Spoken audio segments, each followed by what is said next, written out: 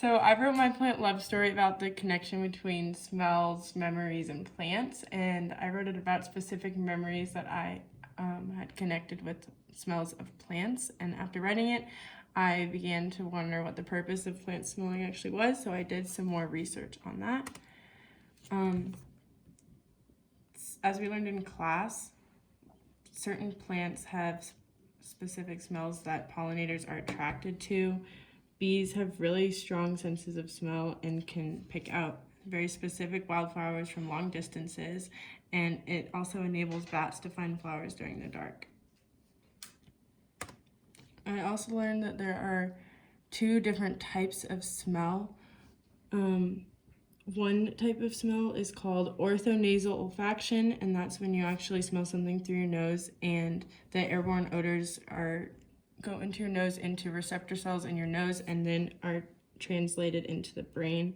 And the other type of smell is called retronasal olfaction, and that's when you taste something and it releases organic chemicals into the same passageway that these receptor cells are in from the nose, and it is connected to the same parts of the brain. So we all experience very similar things when we smell something very familiar and we don't know where it's from. And this has been shown to induce emotion. This made researchers wonder what the correlation between smell and memory was. So in a study done in 2002, it was showed that this was due to the attachment to the limbic system in the brain and not due to any other reason that smells are unique from other senses. The limbic system is strongly related to emotions and memories.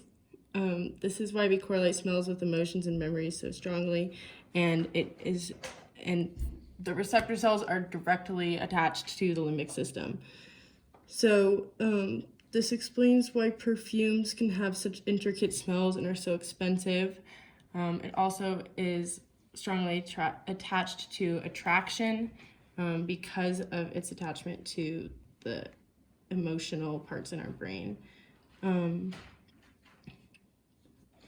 Another research study done in 2019 showed that smells actually helped trigger memories for patients with Alzheimer's.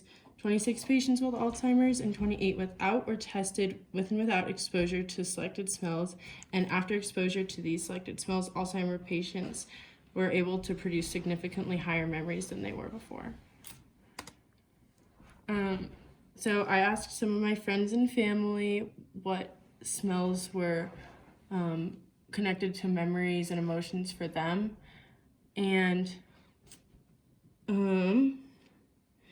to see what significant plants were connected to more emotions for certain people. So a lot of people answered eucalyptus and a few people answered weed, and I thought that was really interesting because both of those are used for medicinal purposes. Other people answered plants that are edible, like lemons, honeysuckle, and lavender. I thought that was interesting due to the information that I just had learned about how there's two different types of smell and that it's very directly related to taste. So I thought that it was interesting that a lot of people had emotional connections to plants and their smells that were also edible. And then a lot of people also mentioned flowers and things that produce pollen in the spring. One person even said just spring flowers. We're also naturally drawn to this smell in nature because it reproduces plants. So I thought that that was also very interesting. I think a lot more research could be done on this topic.